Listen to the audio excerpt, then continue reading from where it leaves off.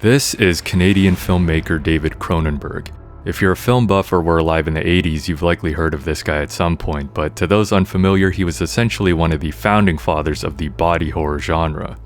His movies weren't always commercially successful, but his work was very influential nonetheless.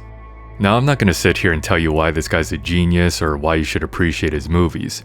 Actually, a bit of the contrary. I find most of his movies pretty gross. And before anyone comes at me saying I don't get it or whatever, I'm not saying they're bad, and I can even appreciate what they've done for the culture, but they're gross. I had the unfortunate displeasure of being introduced to Cronenberg via one of his earliest movies called Shivers. It's about a parasitic infection that takes over an apartment complex and turns its inhabitants into sex zombies that each other. Why would you even come up with this? And there's kids in the movie, like, hey man, no. But as per the title of the video, the reason I wanted to talk about him is because he's made several movies that loosely fit into the cyberpunk genre. Although with his body horror stuff, he tends to go for a more organic approach, which has led to some people dubbing these films as biopunk or cyberpunk adjacent. They also lack that high-tech future dystopia setting that the genre is known for. The three I see mentioned the most are Scanners, Videodrome, and eXistenZ, so we'll briefly check out those. Scanners was released in 1981 and is probably most known for that head explosion scene. It was the 80s, so a lot of practical effects were used, but this was one of Cronenberg's specialties. While all of these movies are biopunk like I previously mentioned, this one is probably the least of them for reasons you'll see in a bit. The film follows a man named Cameron Vale who discovers that he's one of the few individuals on Earth that is a scanner, a person born with mind control powers such as telepathy and telekinesis. In the film, they refer to these acts as scanning. In the opening, Vale is unable to control his powers and accidentally causes a woman to seizure. He's then captured by a PMC called CONSEC, who have a research program on scanners, believing them to be humanity's next step in evolution. Vale is brought to Dr. Ruth, where he is then subdued and a group of people enter the room, overwhelming his mind with their streams of consciousness. To combat this, the doctor administers a drug called ephemeral. There is a group of rogue scanners led by a guy named Daryl Revick, who is driven insane by experiencing similar unending streams of thought. Some form of insanity or psychosis is common in cyberpunk, although usually as a drawback of the copious amounts of tech. Revick used to be a mental patient at CONSEC, but I guess became too unstable and escaped or something. I believe his main motivation is just world domination as retribution for his condition. He's got a list of every scanner ever born and is set on eliminating all that do not join his efforts. Since Vale was never recruited by Revick, CONSEC plans to have him infiltrate the group and then take him out from within. There's a lot of twists and turns as Vale uncovers the truth about scanners, and as far as Cronenberg flicks go, I'd say this one isn't as visually or thematically gross as some of his others. I mean, aside from that head explosion. There's a bit of a mystery aspect around the scanning powers, and that adds a nice layer to the film. There aren't any visual effects indicating when someone is being scanned, so it's entirely based on the acting performance. For the most part, they do a pretty good job at this, although it does look a bit goofy at times. As I mentioned earlier, Scanners is the least biopunk or cyberpunk out of these three movies, as there's a lack of tech involved, but there are still aspects that are similar or have been incorporated into other cyberpunk stories. The only actual cyberpunky thing happens when Vale does some kind of neural connection into a computer through a landline. Scanners was also one of the first Canadian films to actually compete with American ones at the international box office, and also brought Cronenberg's nasty stuff to mainstream audiences. There are times where this movie is a bit confusing, but overall it's not bad.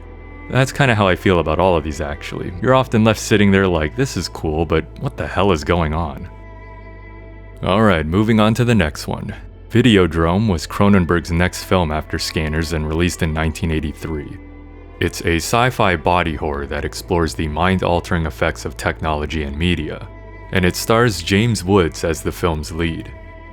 There's more conspiracies at play in this film too, and in my opinion it's more confusing than Scanners. Also, this movie is very visually explicit, so I'm not sure how much I can actually show on screen here, so please forgive the censoring. The movie follows Wood's character, Max Wren, who is the president of Civic TV, a station that specializes in controversial programming. The station has an illegal satellite dish, and the operator shows Max a show called Videodrome that reportedly is taped in Malaysia.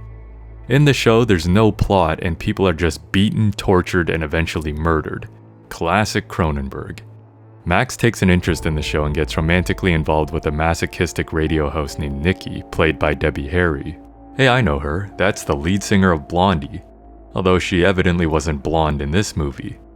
She actually did an interview with Vulture last year where she revealed that going brunette was her own choice and that Cronenberg wasn't exactly thrilled with it. Anyways, during one of their dates, she ends up getting turned on by the show.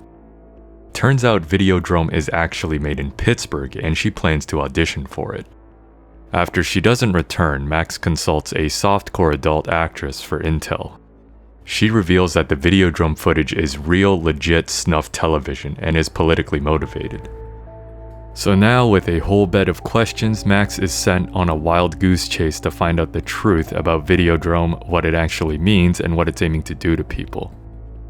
Also, it appears that repeated viewings of the show has begun to make him hallucinate, adding another layer to this shitfest. The Cronenberg hijinks really pick up towards the latter half during these hallucinations, or sometimes they're happening for real, who knows. For example, there's a scene where Max hallucinates putting a gun into his stomach through a giant wound. Then of course, later on there's some gorier deaths and all that jazz. All things considered, it was a pretty accurate prediction of internet addiction in an age where the internet didn't really exist. Despite the Cronenberg funk being present in full force, I found this movie the most interesting out of the three. And it seems like critics and audiences agree. Long live the new flesh. Lastly, we have eXistenZ. This was released in 1999 and stars Jennifer Jason Leigh and Jude Law as the two leads.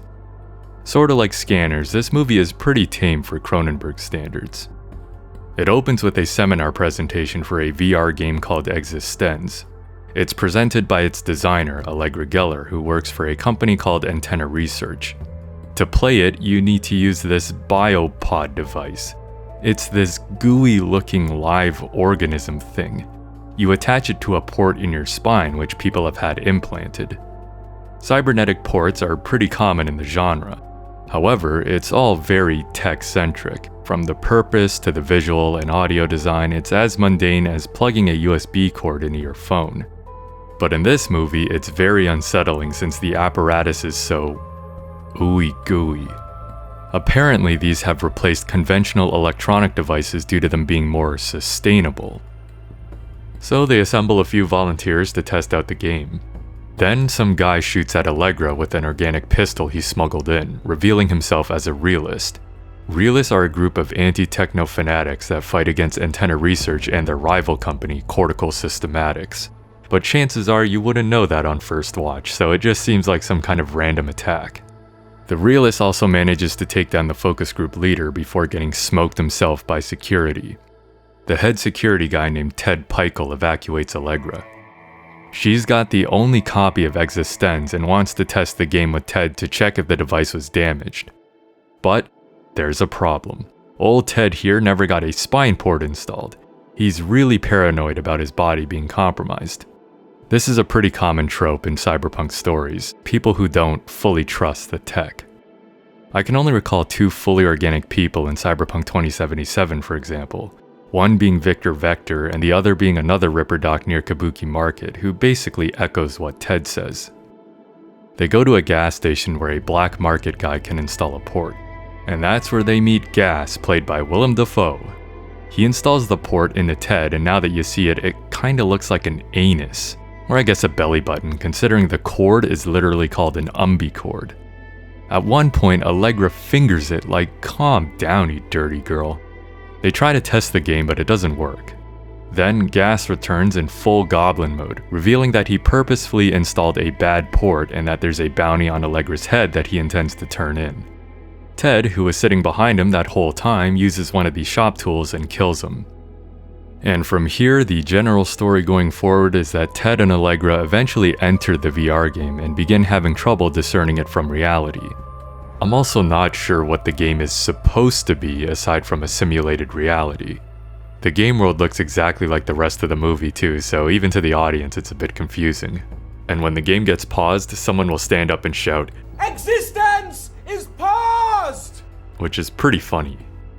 Ted even makes a comment about prolonged sessions inducing some sort of psychosis on the user, which, as mentioned in Scanners and through the hallucinations in Videodrome, is a common theme in Cyberpunk.